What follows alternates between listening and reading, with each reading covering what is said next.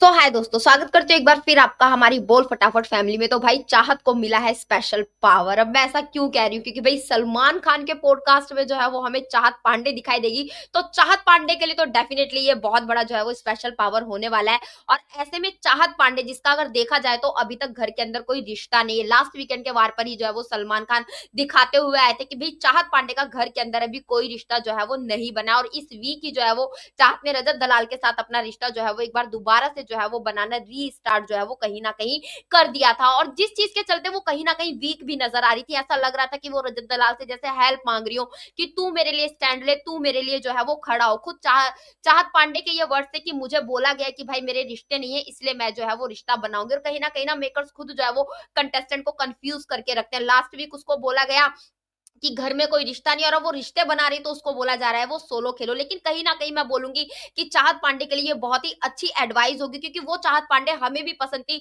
जो डटकर जो है वो हर किसी का सामना करती थी, खुलकर जो है वो बोलती थी। ये अबला-सी बोलूँ या रोती हुई चाहत पांडे बिल्कुल भी पसंद नहीं आती, क्योंकि हमें पता है कि चाहत पांडे के अंदर पोटेंशियल है। वो अकेले अपना गेम खेल सकती है, उसको आगे बढ़ने के लिए जो है वो ना ही तो किसी रजत दलाल की ज़रूरत है, ना विवियन डी सेना की ज़रूरत है, ना करणवीर मेहरा की ज़रूरत है, किसी की भी ज़रूरत जो है वो नहीं है।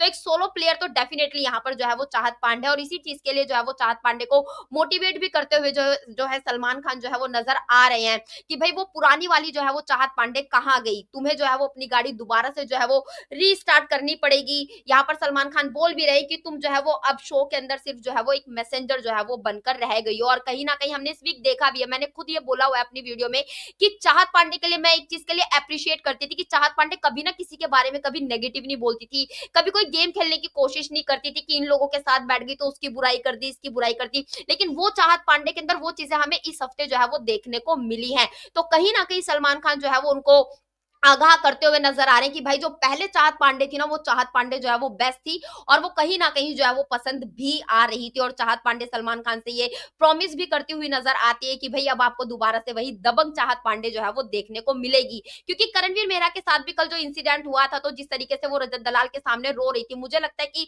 चाहत पांडे अपने आप में इतनी वेल इनफ है कि अगर उसको लगता है कि भई उसको कोई कुछ गलत बोल रहा है, तो वो बहुत ही स्ट्रांगली वहाँ पर जो है वो अपना पॉइंट ऑफ व्यू रख सकती है और अपनी बातें जो है वो रख सकती है। उसको शो में आगे बढ़ने के लिए किसी और के कंधे की या सहारे की ज़रूरत तो है नहीं। वहीं पर सलमान खान जो है वो चाहत पांडे से करण और शिल्पा के रिश्ते में के बारे में भी सवाल करते हुए नज़र आते हैं कि भई इनका रिश्ता आपको कैसा लगता है? तो वो बोलते हैं इनका रिश्ता मुझे ऐसा लगता है कि एक होता है ना, क्या बोलना था उसका, कि ऐसा प्यार जिसमें हमको किसी से कोई उम्मीद ही नहीं है, ऐसा प्यार दोनों के बीच में है।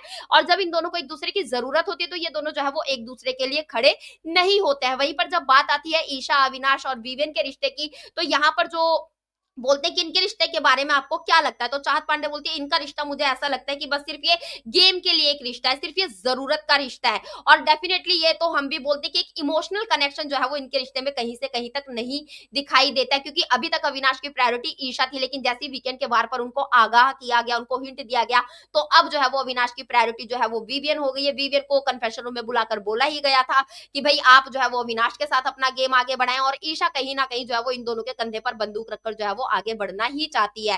तो ये चाहत पांडे हमें मुझे भी बहुत अच्छा लगेगा, जो चाहत पांडे मैंने पहले देखी थी, वही चाहत पांडे अगर मुझे दोबारा से जो है वो देखने को मिलेगी। तो क्या कुछ कहना चाहते हैं आप इस पूरे पॉडकास्ट के बारे में? प्लीज़ हमें हमारे कमेंट बॉक्स में कमेंट करके ज़रूर बताएँ, और सारे लेटेस्ट अपडेट के लिए हमारे चैनल बोल फटाफट को सब्सक्राइब करें, वीडियो को लाइक करें और ज़्यादा से ज़्यादा शेयर करें। मिलते हैं आपसे नेक्स्ट वीडियो में।